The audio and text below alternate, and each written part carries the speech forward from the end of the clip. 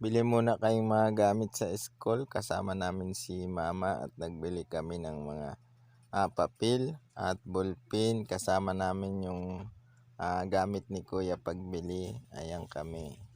Ayan. At pagkatapos namin bumili ng mga gamit namin sa school, mapasokan na kasi kami bukas. Pagkatapos, ayan.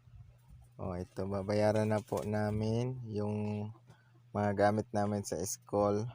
Ayan, medyo natulala nga ni ako kasi may nakita akong maganda sa panlingin ko ay hindi ko naman mabili kasi kulang yung pambili namin. Kaya yun, naglakad na lang kami pa uwi na, at napaisip nga ako noon na magbili kami ng shake.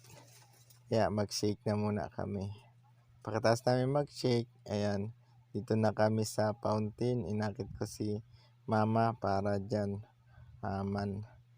mag-inom kami ng shake dito sa fountain para palamig. Ayan, napakaganda at nakakaalis ng stress dito sa fountain. Ayan, napakaganda dito.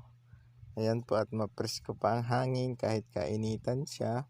Napaka-presko, lalo na kung nag-iinom ka ng shake. Ayan. Tapos ayan, napakalinaw ng tubig at napakaganda. Ayan po. At nagpicture pa kami dito. Ayan. At dun nga po sa may likod namin, may isa pong nakasama na isa lang po nakalabas din siguro sa ospital. At yun, may sakit po siya.